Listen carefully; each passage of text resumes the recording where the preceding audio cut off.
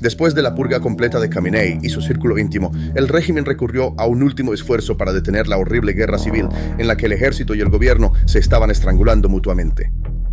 El régimen estaba en un estado de gran vacío de autoridad, con grandes crisis estallando entre el gobierno interino y los generales. Pezeshkian se disculpó con todos, y Trump anunció esto al mundo como la rendición de Irán. Bueno, solo es bueno si ganas. Sabes, solo puedes y hemos ganado. Déjame decirte, hemos ganado. Esto destrozó el orgullo del ala militar en Teherán, encendiendo la chispa de una rebelión que dividió al Estado en dos. Los generales iraníes, decididos a no repetir el mismo error, seleccionaron apresuradamente al nuevo líder supremo, Mojtaba Khamenei, y lo encerraron en uno de los cuarteles subterráneos más secretos y profundos del país. No hubo transmisión oficial de televisión en el país, ni se hizo ninguna amenaza hacia Occidente. Los generales iraníes tomaron medidas de seguridad extremas para evitar repetir las debilidades que llevaron a la caída de Ali Khamenei. El nuevo líder fue colocado en un refugio subterráneo altamente secreto ubicado en lo profundo de Teherán, que se afirma es resistente a ataques nucleares. Sin embargo, esta aterradora espera subterránea serviría más como una trampa mortal tecnológica que como un escudo de seguridad. El régimen iraní se está desmoronando desde dentro, y su nuevo líder supremo fue eliminado en su búnker subterráneo antes de completar sus primeras 24 horas en el cargo. Menos de 24 horas después del nombramiento, en la tarde del 9 de marzo, el sonido de los motores de los cazas F-35 resonó en el cielo. El trabajo conjunto de inteligencia de Israel y Estados Unidos había descifrado las coordenadas exactas del búnker, donde Mojtaba Khamenei se escondía a una velocidad extraordinaria. Misiles guiados de precisión para destruir búnkeres lanzados desde los aviones de combate se fijaron en su objetivo y destrozaron los bloques de concreto a metros bajo la superficie. Este ataque no solo destruyó una estructura física, sino todas las doctrinas de seguridad del régimen. El mecanismo de inteligencia detrás del ataque reveló una realidad mucho más aterradora que los propios misiles. El hecho de que la ubicación de un refugio pudiera ser identificada en tan solo 24 horas es una vulnerabilidad enorme. Esta situación apuntaba directamente a una filtración de información desde las altas esferas del régimen. Este flujo de datos interno permitió a las fuerzas estadounidenses e israelíes atacar sus objetivos con precisión quirúrgica. La televisión estatal se vio obligada a anunciar que Mojtaba Khamenei había sido gravemente herido en las piernas. Esta declaración significaba que el régimen estaba admitiendo su impotencia ante su propio pueblo. Las murallas de seguridad habían sido violadas desde dentro. El sistema había colapsado. Muchas fuentes indican que ya había muerto y que el régimen había creado una gran ilusión psicológica. Después de que se expusiera el escondite de Mojtaba, la inteligencia israelí publicó una nueva lista de eliminación a través del Canal 14. Esta lista incluía a figuras clave del régimen como Ali Larijani, Ghalibaf y Ahmad Vahidi. La publicación de la lista creó una paranoia sin precedentes entre los líderes militares y políticos. En un escenario donde sus líderes podrían ser localizados y asesinados en 24 horas, las posibilidades de supervivencia para los otros nombres en la lista eran prácticamente inexistentes. Los generales comenzaron a acusarse mutuamente de ser infiltrados. Esto se debe a que localizar un escondite en un plazo tan corto como 24 horas no podía explicarse únicamente por imágenes satelitales o métodos de rastreo de señales. Esto apuntaba a una filtración de información proveniente directamente de la cúpula del régimen. Desde el 28 de febrero había serias acusaciones de que Ismail Qaani, comandante de la Fuerza Quds de la Guardia Revolucionaria, había estado proporcionando inteligencia en nombre de Israel y filtrando las coordenadas de generales de alto rango. Si incluso una figura simbólica como Qaani estaba bajo sospecha, la cuestión de qué otros generales estaban susurrando las coordenadas de Mojtaba a los aviones de guerra israelíes estaba carcomiendo al régimen desde dentro. El ataque al nuevo líder indica que las coordenadas fueron entregadas en bandeja de plata por las mismas personas encargadas de protegerlo. Esa lista mortal, anunciada al mundo por la inteligencia israelí en las pantallas del Canal 14, convirtió instantáneamente el juego de poder en Teherán en una lucha masiva por la supervivencia. El tiroteo de Mojtaba en la supuestamente inexpugnable fortaleza subterránea de Khamenei ya había causado una fuerte onda de choque en las altas esferas del régimen. Sin embargo, la verdadera ola de pánico estalló cuando los nombres de los próximos objetivos fueron publicados uno por uno. Figuras como Ali Larijani, Mohammad Bagher Ghalibaf y Ahmad Vahidi, que forman la columna vertebral política y militar del régimen, ahora son objetivos marcados en esa lista. Estas figuras, que hasta hace unos días competían ferozmente por el puesto de líder supremo, ahora buscan desesperadamente rutas de escape para evitar sentarse en esa silla. el camino hacia la cima del Estado, ahora parece nada más que una puerta que conduce directamente a la tumba. Los códigos de conducta de la élite militar y política han cambiado a un ritmo asombroso. Los generales ahora ven esos búnkeres subterráneos profundos, que antes eran símbolos de poder y seguridad, como potenciales ataúdes de concreto. Los edificios de los cuarteles generales están siendo evacuados rápidamente. Los convoyes blindados se están dispersando y la estructura de mando se está reubicando constantemente para perder su rastro digital o físico. Los comandantes principales del ejército regular y de la Guardia Revolucionaria están mostrando una tendencia a abandonar sus puestos mientras esperan la muerte guiada precisa desde el cielo. Esta desintegración descontrolada está llevando directamente a la cadena de mando militar de Irán a una fase de colapso. En este sistema, donde los responsables de tomar decisiones se esconden en las sombras y los nuevos candidatos a liderazgo eluden la responsabilidad, los mecanismos del Estado se han cerrado efectivamente. Este escenario, donde nadie quiere tomar la iniciativa y todos están enfocados solo en salvar su propia piel, crea un caos sin precedentes para el régimen. En el sangriento levantamiento que estalla en las calles, los guardias del régimen chocan con su propio pueblo y las unidades del ejército rebelde están fuera de control como un cuerpo sin cabeza. La profunda desconfianza entre los oficiales de alto rango, combinada con el instinto de supervivencia, está erosionando la estructura institucional desde dentro. Esta operación estratégica, llevada a cabo por fuerzas estadounidenses e israelíes, no solo está destruyendo depósitos de municiones o refugios, está acabando con la voluntad de gobernar el Estado y el valor de la élite. Esta atmósfera ominosa donde los candidatos huyen en todas direcciones y los generales de un vasto ejército temen a las sombras es una demostración impactante de cómo la estructura política de Irán se aplasta bajo su propio peso. La desaparición de ese profundo búnker en el centro de Teherán del mapa en 24 horas ha trascendido hace tiempo las fronteras de un conflicto local. Este evento es un jaque mate geoestratégico masivo que resuena en los cuarteles militares de regímenes autoritarios que se extienden desde Moscú hasta Pekín, desde Pyongyang hasta Caracas. La doctrina de seguridad subterránea construida desde los años de la Guerra Fría y vista como una garantía de supervivencia para las dictaduras ha colapsado para siempre junto con esos misiles rompebúnkeres.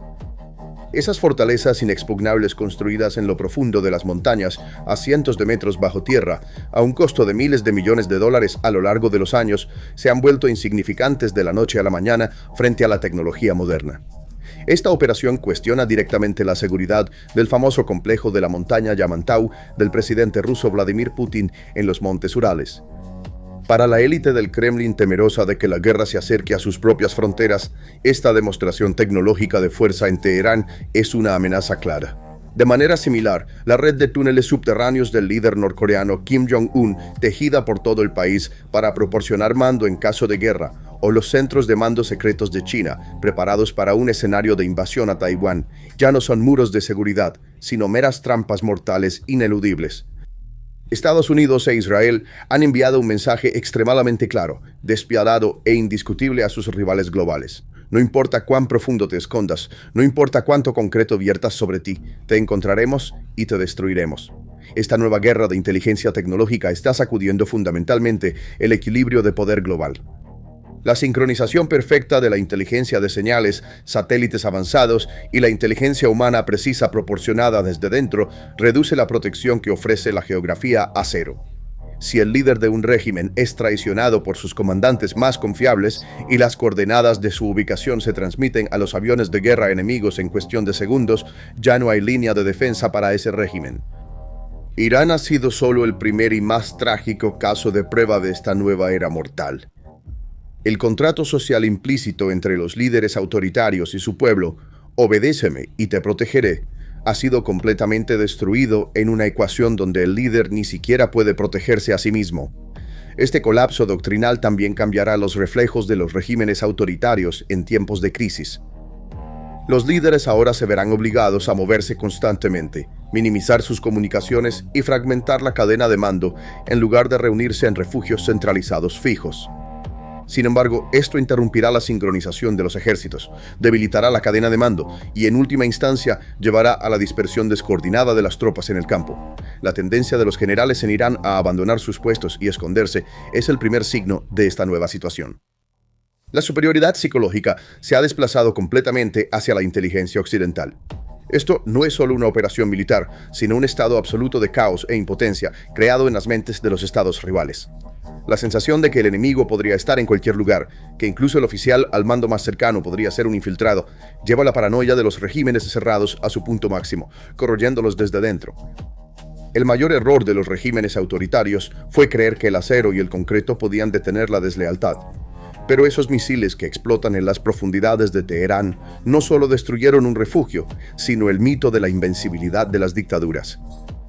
El breve y oscuro reinado de 24 horas de Mustafa Khamenei es la prueba más brutal de cuán frágil es el poder absoluto frente a la tecnología moderna. Ahora no queda ningún lugar seguro en Irán para los restos del régimen. Los refugios subterráneos se han convertido en tumbas y las calles de la capital se han transformado en un escenario de guerra civil. Las esperanzas extinguidas bajo tierra esa noche fueron una señal de muerte resonando por todo el mundo para todos los regímenes cerrados. La ilusión de estabilidad se ha ido. Este colapso marca el comienzo de una nueva era, una era despiadada, donde los líderes se ahogan en su propia oscuridad y no queda ningún lugar donde esconderse. El régimen iraní ha perdido completamente el control y ha estallado una gran guerra civil entre el ejército y el gobierno. Ahora el ejército está llevando a cabo un golpe contra el gobierno legítimo. El presidente Masoud Pezeshkian apareció en la televisión estatal la mañana del 7 de marzo de 2026 y anunció en vivo que se habían rendido ante todo el mundo, pero lo más importante, ante su propio pueblo. Debo aquí disculparme ante los países vecinos que fueron atacados por Irán, en mi propio nombre. Esta disculpa llevó al país al borde de la guerra civil en lugar de salvar Teherán. Las reacciones dentro de Irán fueron tan violentas que esta situación superó con creces los límites de la crítica política ordinaria. Una campaña de linchamiento comenzó acusando directamente al presidente de traición y debilidad. Los intransigentes en el Parlamento acusaron a Pezeshkian de traición humillante. Mientras tanto, el jefe del Poder Judicial, Mohsen Jaji, efectivamente llevó a cabo un golpe contra el gobierno civil, declarando que los ataques violentos continuarán. Entonces, ¿qué sucede después? Solo unas horas después de que Pezeshkian hiciera esta declaración, el ejército iraní y los guardianes de la revolución lo ignoraron por completo y continuaron atacando las instalaciones petroleras de Dubái, Bahrein y Arabia Saudita. Este es el punto de quiebre. El pueblo iraní está observando a sus líderes, quienes durante años les han dicho que están unidos contra potencias extranjeras, declararse traidores e ineptos en los niveles más altos del gobierno. Pezeshkian, incapaz de soportar la presión que llegó horas después, retrocede, se retracta de su disculpa y se ve obligado a hacer una declaración sin sentido y confusa como: no atacamos a países amigos, no nos rendiremos, lucharemos hasta el final. Pero la flecha ya había salido del arco. La debilidad era visible y la persona que inmediatamente convirtió esta debilidad en una oportunidad estaba en Washington. Usó las siguientes palabras exactas en su cuenta de redes sociales. Irán, golpeado hasta el infierno, se disculpó con sus vecinos del Medio Oriente y se rindió, prometiendo no dispararles de nuevo. Esta promesa se hizo únicamente debido a los ataques implacables de Estados Unidos e Israel. Continuó: Irán ya no es el matón de Oriente Medio, sino más bien el perdedor de Oriente Medio, y seguirá siéndolo durante muchos años, hasta que se rinda o, más probablemente, colapse por completo. El análisis aquí es muy crítico. Trump calificó directamente la maniobra diplomática de Pezeshkian como rendición. Donald Trump es hábil para detectar crisis políticas, y cuando vio la vacilación de Pezeshkian y la pérdida de control del ejército, entendió que la dura cáscara de Irán se había agrietado. La respuesta de Trump no fue diplomática. Habló en un lenguaje que apuntaba directamente al orgullo del régimen, disminuyéndolos aún más ante los ojos de su propio pueblo. Esto enfureció aún más a los radicales dentro de Irán. Pezeshkian se vio obligado a responder a la demanda de rendición incondicional de Trump, llamándola una fantasía que nuestros enemigos llevarán a sus tumbas. Pero Trump no solo estaba hablando, estaba poniendo su poder sobre el terreno. Mientras el ejército iraní continuaba atacando a sus vecinos, el ejército de los Estados Unidos estaba moviendo uno de los mayores despliegues navales de su historia a la región. Según Fox News, Estados Unidos está desplegando un tercer portaaviones en el Medio Oriente. El portaaviones USS George H.W. Bush está listo para el servicio. El USS Gerald R. Ford, el portaaviones más grande del mundo, está en el Mediterráneo Oriental. El USS Abraham Lincoln está en posición de ataque en el Mar Arábigo. Para entender cómo los eventos se salieron de control, necesitamos leer entre líneas el discurso de Pezeshkian el sábado por la mañana. Porque un jefe de Estado no simplemente aparece en televisión de la nada y se disculpa con sus vecinos. Detrás de este movimiento hay un gran pánico y presión internacional. ¿Qué dijo Pezeshkian? Hizo la siguiente declaración. Debido a que nuestros comandantes y líderes perdieron la vida como resultado de un ataque despiadado, nuestras fuerzas armadas actuaron por su propia autoridad durante un periodo en el que no había comandantes. Hagamos una pausa y pensemos en lo que esto significa para un ciudadano de ese país. Él es un ciudadano iraní. Tu país está en guerra y el presidente de tu país aparece en pantalla y dice: nuestros comandantes están muertos, el ejército está sin liderazgo, así que están lanzando misiles a diestra y siniestra como les plazca sin consultar a nadie. Esto no es un consuelo. Esto es, en esencia, una admisión por parte de la administración civil de la bancarrota del Estado, de una fuerza militar asimétrica, descontrolada y fuera de control. ¿Cuál era el objetivo? Apaciguar a los países del Golfo porque Irán, debido a su vacío de mando interno, había puesto a toda la región en su contra al atacar aeropuertos civiles, hoteles e infraestructuras del Golfo que no eran parte de la guerra. Pezeshkian vio el inminente desastre económico y militar y quiso frenar. Declaró que por decisión del Consejo de Liderazgo Interino no habría más ataques a los vecinos y que él personalmente se disculpaba por esto. Pero este paso fue la gota que colmó el vaso para los radicales dentro del régimen. Mohammad Manan Raisi, el diputado que representa a la ciudad de Qom, calificó las declaraciones de Pezeshkian como insultantes, preguntando: ¿no debería nuestro ejército haber atacado las bases del enemigo al que ahora has pedido disculpas tan humildemente? Ebrahim Assisi, presidente del Comité de Seguridad Nacional y Política Exterior del Parlamento, fue aún más lejos. El régimen no tiene líneas rojas cuando se trata de defender los intereses nacionales. En otras palabras, estaba diciendo que lo que dijo el presidente era irrelevante y que continuarían atacando. Nombres como el exministro de Cultura Esatollah Zarghami y el activista de medios conservador Maes Amnili también argumentaron que cualquier alto el fuego sería traición. Mira de cerca lo que sucedió inmediatamente después de que el presidente iraní dijo: hemos detenido los ataques, me disculpo, porque este es el fin oficial de la política civil y los guardianes de la revolución, IRGC, efectivamente tomando el control del país. Solo unas pocas horas después de las declaraciones de Pezeshkian, ocurrieron explosiones violentas en el aeropuerto internacional de Dubái. Un dron se estrelló en la pista del aeropuerto de Dubái, uno de los centros de tránsito más concurridos del mundo, y todos los vuelos fueron suspendidos. Emirates Airlines se vio obligada a detener operaciones. Eso no fue todo. Los Emiratos Árabes Unidos anunciaron que habían detectado 16 misiles balísticos y 121 drones.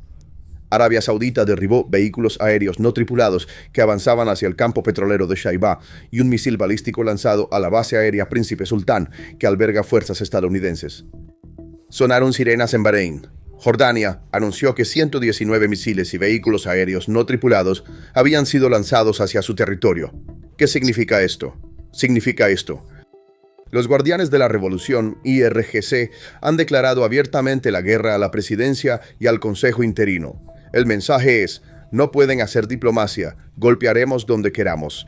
Y, de hecho, el primer movimiento de Pezeshkian fue acertado porque ahora habría un precio que pagar por la agresión de Irán contra los países del Golfo, y este error desencadenó un nuevo evento. El 8 de marzo, los Emiratos Árabes Unidos se convirtieron en el primer país del Golfo en responder militarmente lanzando un ataque contra Irán. Según I-24 News, los objetivos de los aviones de combate de la Fuerza Aérea de los Emiratos Árabes Unidos fueron las instalaciones de purificación y filtración de agua de Irán y las áreas de almacenamiento. Este ataque fue descrito como un ataque espejo en respuesta al bombardeo de Irán a las instalaciones de purificación de agua de Kuwait y los Emiratos Árabes Unidos el 7 de marzo. La declaración del portavoz del ejército, el general Abolfazl Shekarchi, contradiciendo al presidente al decir: no atacamos a quienes no invaden nuestro país, no es un fallo de comunicación, sino un deliberado provocación. Los guardianes de la revolución, que durante años fueron leales solo a Khomeini, establecieron su propio presupuesto y crearon un estado paralelo dentro del estado. Ahora están implementando su propia agenda porque el comandante supremo está muerto. Mientras incendian la región, el ejército iraní está comenzando a usar edificios civiles, universidades y hogares como bases militares. ¿Cuáles son sus pensamientos sobre este asunto? Por favor, comparta sus pensamientos en los comentarios. Para mantenerse informado sobre los análisis especiales de PPR Global, suscríbase a nuestro canal y no olvide activar las notificaciones. Gracias por elegirnos.